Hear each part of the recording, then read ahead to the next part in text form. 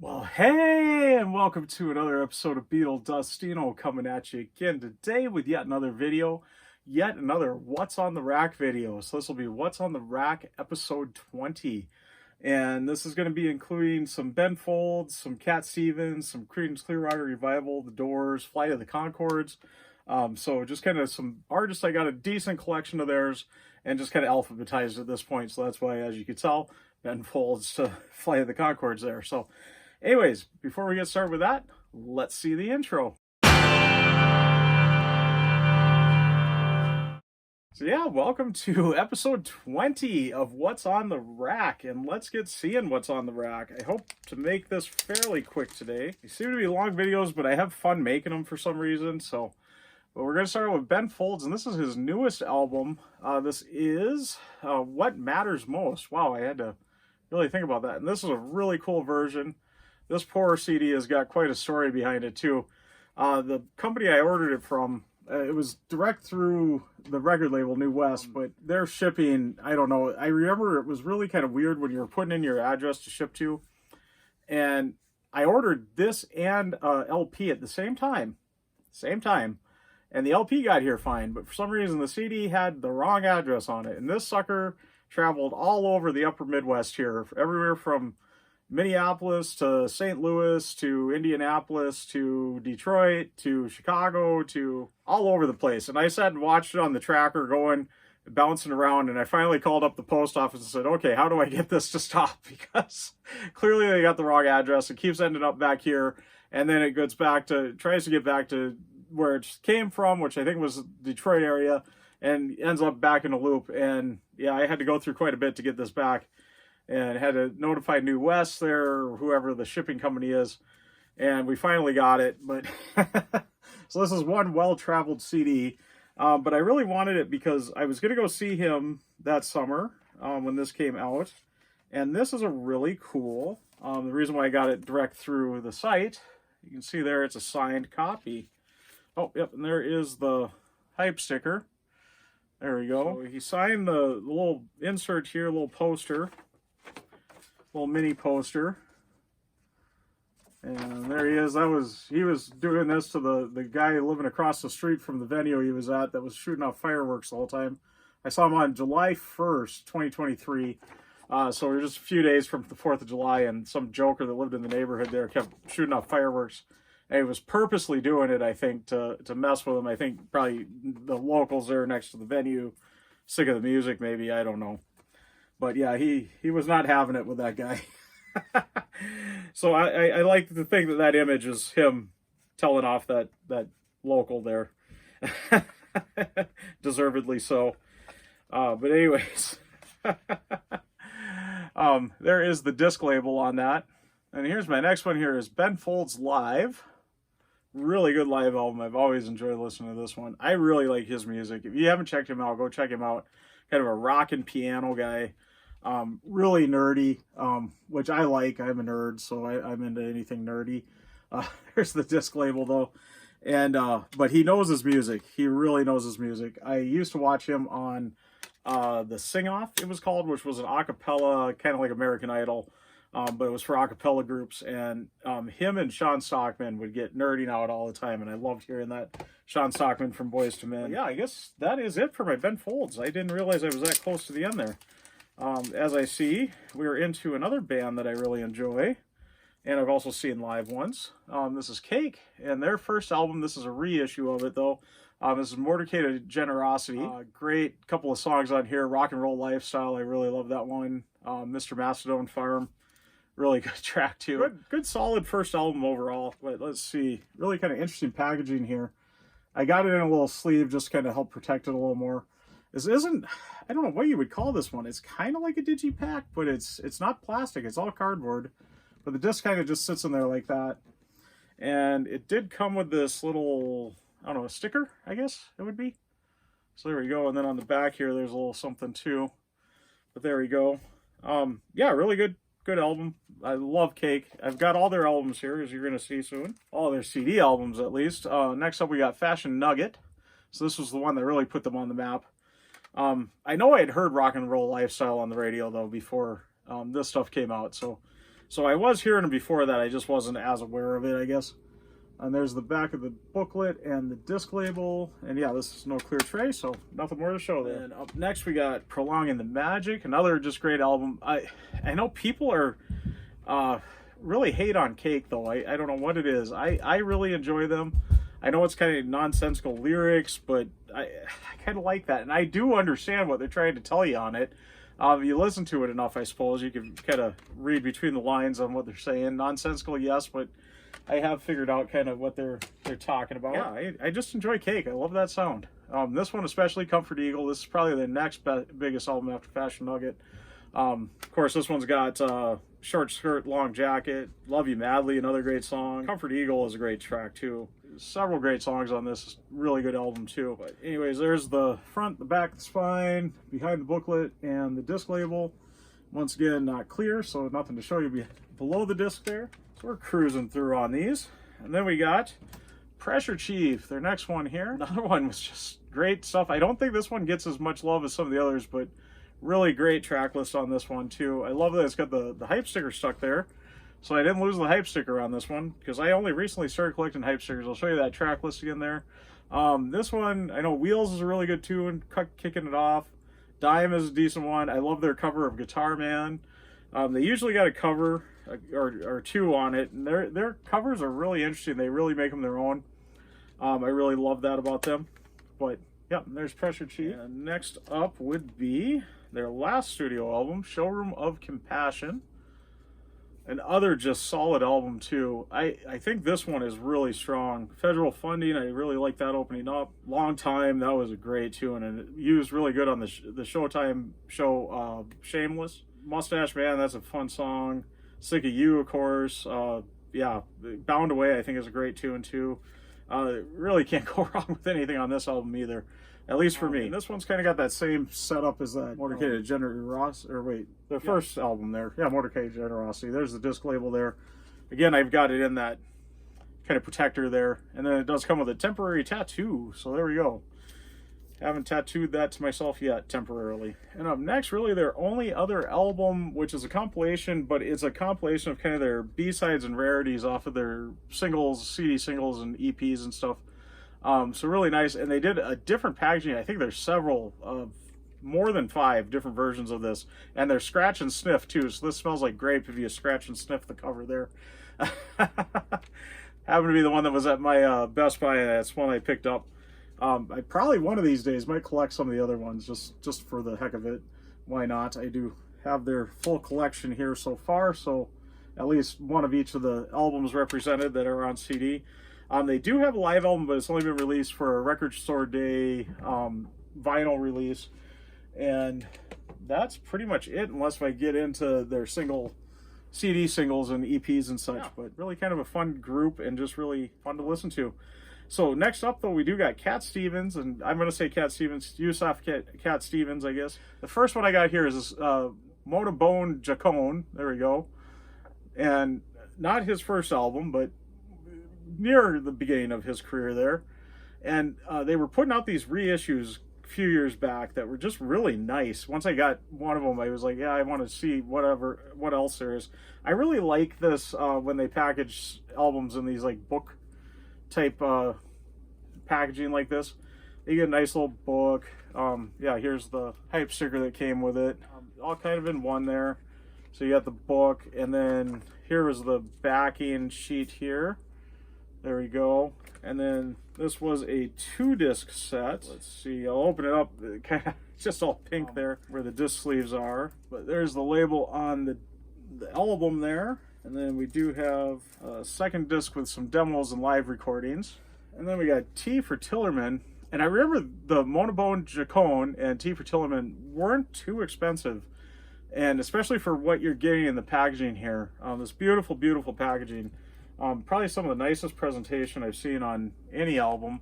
And this was, it looks like a 50th anniversary release here. And I think that's pretty much what all these were. And I don't know if there's any others on this. I've got one more coming up here. But yeah, T for Tillerman, what a great album this is. My parents got a vinyl copy of it, and I was really happy that they had that. A nice picture of him there now. Yeah, I really enjoyed T for the Tillerman, and I've always really enjoyed just his music in general. And they've also got a greatest hits album of his that I've really listened to, and I've been wanting to get collecting some more of his stuff. So he's another artist I really want to get collecting some, especially his early stuff here. I know there's a few more I got to get trying to track down here. Trying to get out the second disc here.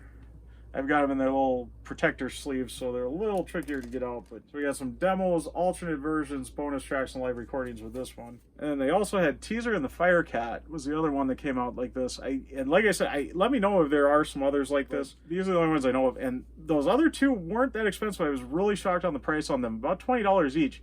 This one was super expensive, though. I don't know why this one was so much more. Yeah, this one was, I remember this one was expensive, and I really dragged my feet getting it, but I thought, well, I really like that packaging on the other ones, and it wasn't so expensive that I thought it was not worth getting, I guess. There's a hype sticker for that one. The backing sheet there. There's CD1, and then CD2. And then I also picked this one up, and I'm going to leave it in this because this is the packaging that it's supposed to come in, even though the sleeve doesn't fit it. I'll kind of pull it out here. Yeah, it's got the hype sticker stuck on there, and that kind of, I guess, whatever, on the composting or something. There's the hype sticker again. And then this is T for Tillerman 2, I think they call it. So it's, he just redid T for Tillerman in 2020. And so it's just him redoing it in 2020 as the older him. So really kind of an interesting concept there.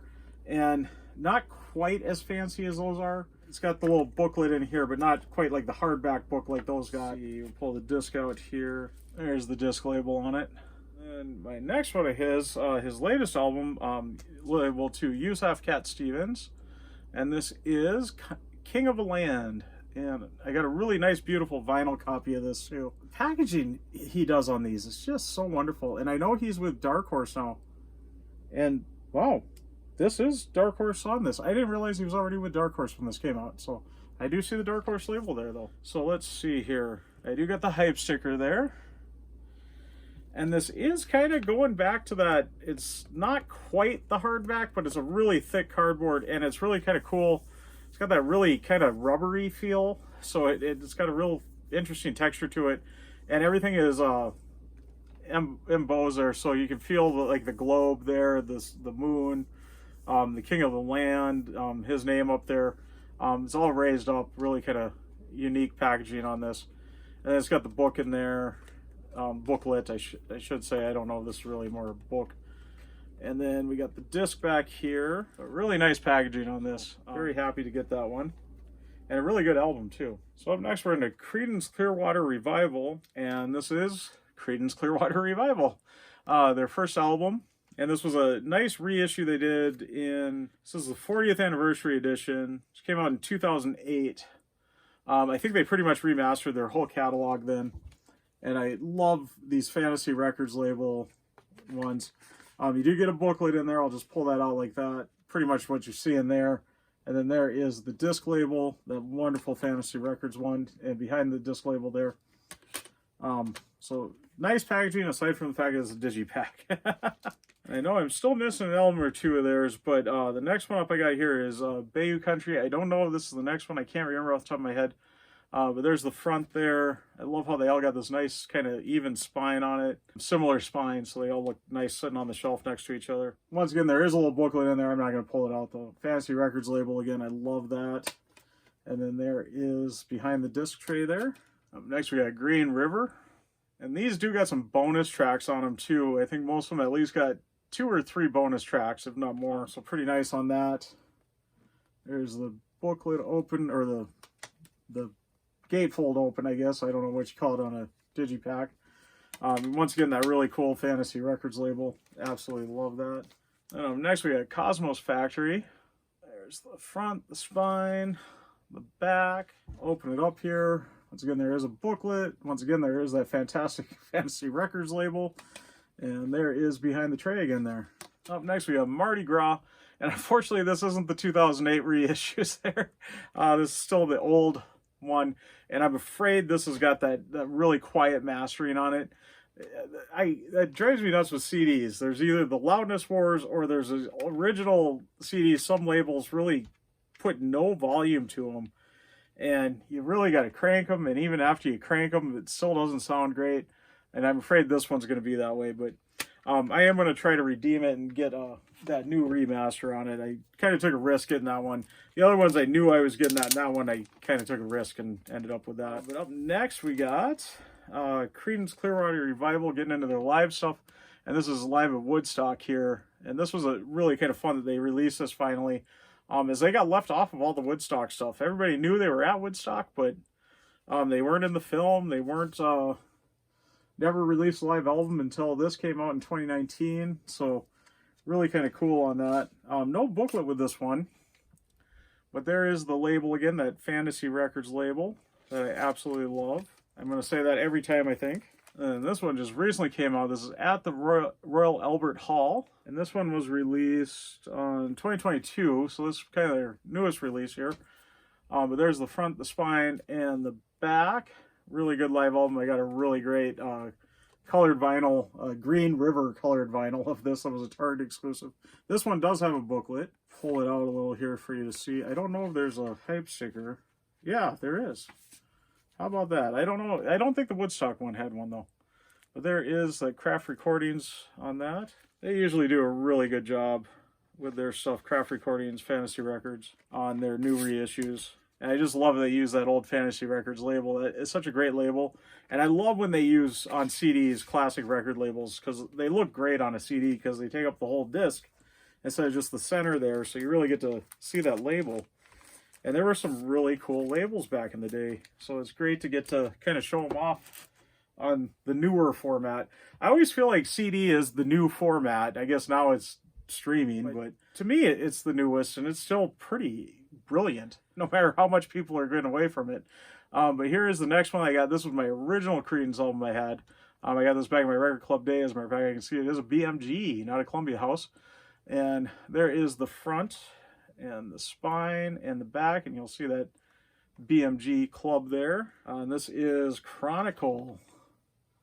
A pretty popular compilation, but this unfortunately is a real quiet mix on it. So I used to listen to it a lot, but I got finally sick of it, how loud you had to crank it up just to hear it, and even at that, it still didn't give you that great bass and everything. So before I got collecting all their albums, I did pick this up because I just wanted some more Credence in my life, and I found this, let's see, the greatest hits and all-time classics, Credence Clearwater Revival Ultimate. This does sound a lot better, so, and it isn't loudness wars either, so they did good with that. And it's a nice 3 CD set. It's really cool. They got all the album covers there, including Chronicle. And yeah, it opens up. We got the discs are all in here, and then a little booklet kind of pasted in here. So let's take a look at these discs. I don't think it's quite, no, not quite as good as the Fantasy Records label as the other ones are. I think they're all pretty much the same. Let's pull it out. I'll just show you each of the discs here. Yeah, disc 2. If I can get to it, disc 3. There we go. So next up we got the Doors, and my only studio album there that I had until you see what I got coming up next here. But this is the Doors, their first album, and this is a BMG club version again. I've had this for quite a while, and the disc is upside down. Let me get it spun right there. There's the back of the booklet and the disc, so in the right way now. And then recently I picked this up. I don't know if I'm going to get all their albums separately. I saw that they had them all in here, and I thought this was a great way to get them all. But just a little, the Doors collection. I love these type of little box sets for artists like this that, you know, I want to have their album collection, but I don't need necessarily all the crazy packaging. Opens up like that. Got a little booklet. I'll show you each one. I think the disc labels are about the same on each, but there's the Doors again. Real kind of flimsy on this one. Some of these are a little nicer, but on the Elektra label on it. But yeah, the sleeves on this one are pretty flimsy. Strange Days up next here. There we go. And yeah, it's the same label on each, so I'm not going to show you all the labels. Then we got Waiting for the Sun. My parents got this one in their record collection. And then we got Soft Parade. There we go. We got Morrison Hotel and LA Woman.